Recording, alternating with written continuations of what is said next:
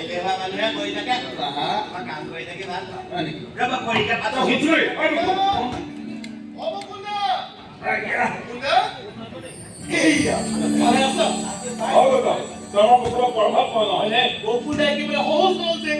আমি কাম কাজ কিবা একেবাৰে সৰু ল'ৰা ছোৱালী ভাল লাগি যায় মই বিয়া আচলতে কি জানো আমাৰ ঘৰৰ কোনোবাই কোনোবাই ইয়াক মই বোলে আমাৰ দিনত কেলে বিয়া সেইকাৰণে এতিয়া আমাৰ দিনত বিয়া কৰি দাঙিয়ে আছে ৰমেশৰে লগ পালে লগ পালে গোটেইকেইটা মোৰ বিয়া যায় আৰু লগ পালে গোটেই বিয়াত কি কি খোৱাবে মই কেতিয়া কি খুৱাব পুৰা দেহ খাব না পুৰা দেহ সকলোৱে চিন্তা কৰিব নালাগে তহঁতৰ বিয়াততো সকলোকে মাছে মাংসই তোকো চিলাই হ'ব লাগিব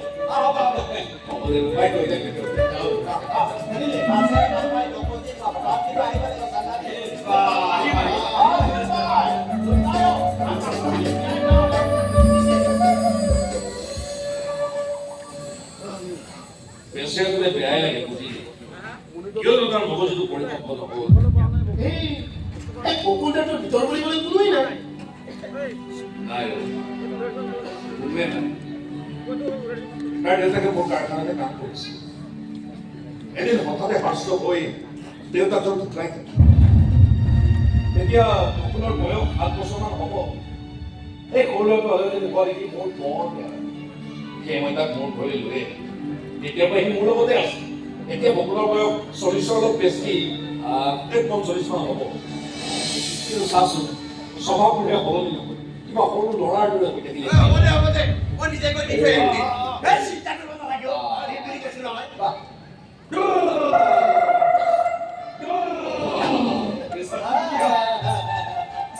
আমাৰ গাঁৱৰ লোকেল দাদাকেইটা আহিছে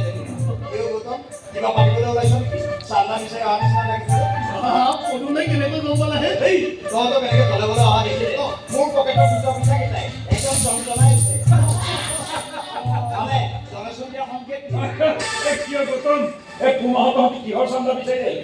মানে খুৰালেও আমি এইবাৰ মাঘৰ বিহু পাতিম বুলি মাঘৰ বিহু পাতি মাঘৰ বিহুত টাইমখন নাপাতে নহয় মাঘৰ বিহুত ভোগ কৰিব লাগে সেইকাৰণে আমাৰ অসমীয়া বাপতি সাহোন মাঘৰ বিহুটো ভোগালী বিহু বুলি কয় এইবোৰ দিনতে গ'ল অসুবিধা আৰু আজিকালি প্ৰায় খাইছে মাঘৰ বিহুত পাতে যাই হওক ফাংচনিবোৰ আমি পাতিব মুঠতে নাগাৰানা নাম পাতি হ'ল নাই চলিব হ'ব দে মই বুজি পাই গৈছো কিন্তু এটা কথা দেই যি পাতো ভালদৰে পাতিবি আমাৰ সংস্কৃতিৰ কথা আছে আৰু এটা কথা এতিয়া চান্দা বিচাৰি আহিছে কৈ লাভ নাই মহাজনক কবি লৈ আহিছে মিলাই ল'বি পাৰিবি নহয় এটা কথা এই কাঁহী পাঁচখনৰ যে অৰ্ডাৰ আছিল ৰেডি হৈ আছে লৈ যাব কবি কালিয়ে হ'ল লৈ যাবি মই আহিছো দে অবদুম দেখুৱা কি কিমান লিখিম কোৱা 500 1000 কিমান লিখিম কোৱা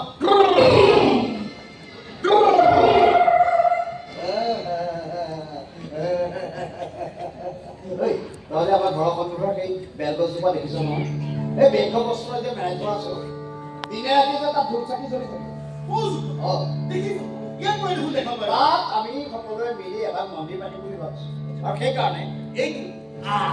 এইটো দান পাত্ৰ কিনি আনিছো আৰু এখন ৰচিদ বহিও বনাবলৈ দিছো এতিয়া তই ক মন্দিৰটোৰ নামত ডনেশ্যন কিমান দিছে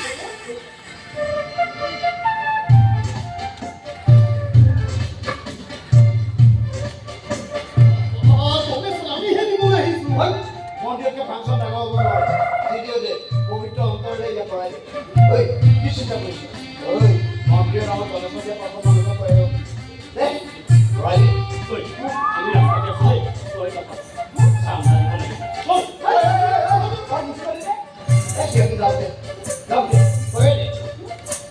মন্দিৰৰ নামত শকতকে মোটাকে কিবা এটা হয়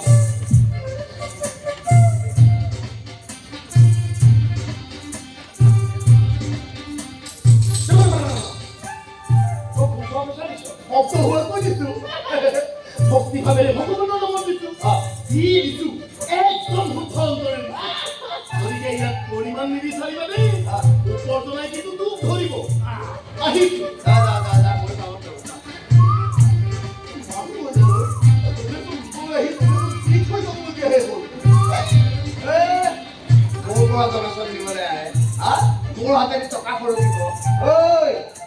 গছৰ হাতেৰে পানীও নকৰকে তোমাৰ আঙুলি বজাত ভাত থাকিলে হ'ব লাগিব খুৰা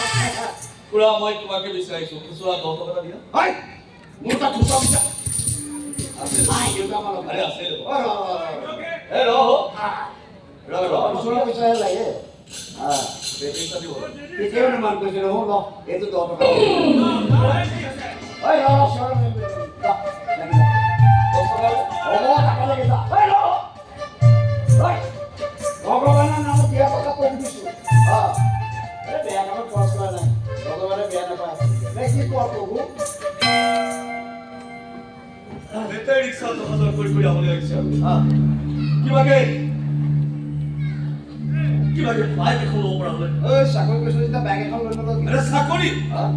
মোৰ চিকাৰ চাকৰি ঐ